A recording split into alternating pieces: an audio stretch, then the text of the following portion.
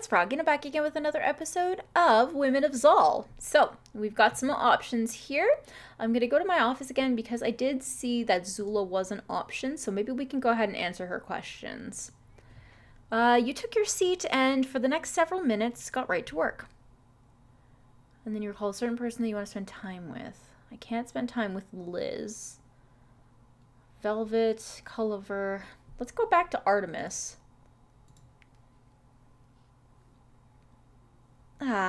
Think of him and he will come. Well, at least today. But how do you yourself fare, Lady Zenna?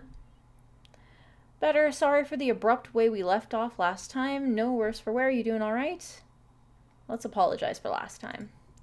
'Tis nothing, really. For all we know, you may have saved our lives. Terrifying a fate we may have avoided, but finding solace in knowing that this cycle... we relish in the calming song of conversation. Well, that works for me. It'll give me a chance to ask you about your strange powers anyway. No odder than your own. However, to delve a bit further into my little gift, think of it as an arcane scanner of sorts. It detects unusual energy around me, and as you've experienced, allows me to interact with those powers to some extent. Dealing with a gift such as yours, however, now that's where we chart the uncharted. For starters, how did your vision take us to that cave? How far in the future did it take us? Could we interact with it, or did my influence make the event exclusively visual affair? Things to investigate, really. But enough about me. Why don't you tell the class a bit more about yourself? Well, I'm the sleepy hat lady. Probably would own cats if I was from Earth. One mom, two dads, and a lot of my personality is circumstantial. But one thing is for sure. The more I do the right thing, the more me I feel. Such words are, of course, a welcomed bit of reassurance. Your mother, mind the forwardness, seemed to be capable of being both radiantly progressive and fortunately conservative. Unfortunately conservative. That's oddly perceptive of you. Ever since you arrived at the castle, my senses have felt a bit more than natural as of late. I have theories as to why, but some of them are terrifying to contemplate too long on. So let's just say I'm always this sharp, yes? But tell me a bit about your mother from your perspective. You were right. She was supportive of my goals to make sweeping changes in Zal. But when it comes to her personal life, she remains adamant on keeping my father's in line. Oh, bordering on contradictory, isn't she? I've told her as much, and when I did, she could only muster up a shrug. Trust me, it's as annoying as it sounds. Parents and their little contradictions. It'd be comedic if it weren't so traumatizing. Alluding to your mother, I take it. Spotted that, did you? Of course. You described what she did to you in a similar manner, if memory serves. True enough. I wish I could provide you with the intriguing details, but alas, I cannot. She was a caring enough woman, lacked a lot of the common traits of a conservative woman, but in the end she still saw fit to sell me without hesitation. I do miss the family, my sister in particular. We were a humble cloud bread shop, you see. And the atmosphere, the food, the smell. It seems as if I've made myself a bit morose. Perhaps we can find another time to discuss the past. There's far more potential in the future. Of course. You want to call it? I believe I do, but don't get too comfortable.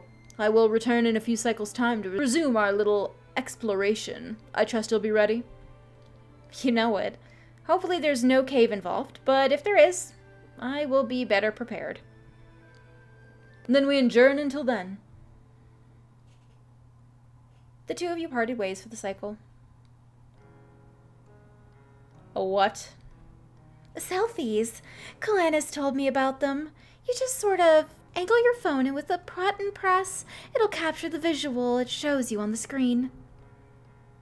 Norse summoned a phone of her own and looked at it blankly.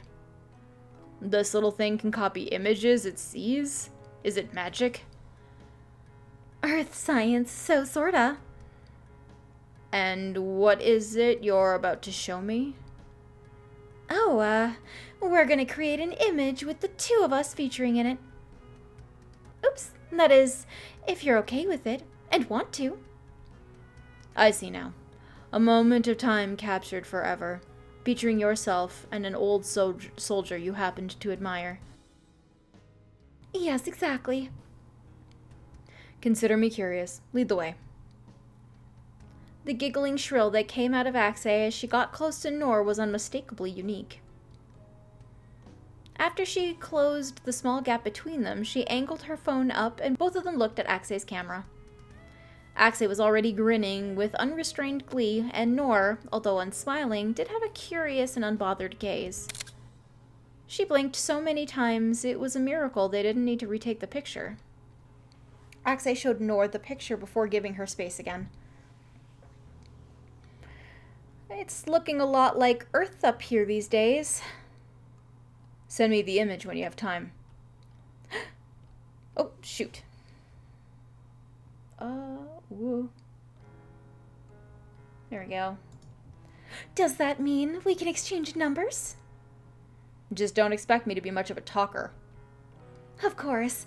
I know all about your... Well, actually, let me just shut up and get your information before I fuck it all up. I'll just leave you to that. Dinner was grilled chicken salad and lemonade. As it was made by one of Culliver's staff, it didn't quite have the same unique zest you'd come to enjoy. I wonder if Culliver had to deal with a client. He's usually always down for making Earth-based meals. I'll never get used to phones vibrating. You took out your phone and read the message. Yo, it's Axay. Apparently we're getting some visitors next sleep cycle from the other canvas. Think they'll be pale like the stories say? Aliens in Zeneska? I wonder what business they have here. With the next cycle promising plenty to do, you decide to get some rest in preparation for it. No dreams of note transpired. All right, let's get to it. Let's go to the garden today. Hello? Oh, hi. You're new. Hello, my lady. I like the goggles. Are you a Zagroon rider? Let me guess, reserved stoic type. You don't seem Ascelian or Earthling to me. What brings you to Zeneska? Let's ask if they're a Zagroon rider. Used to. A former racer or explorer? Ex-soldier. Well, that makes a lot of sense.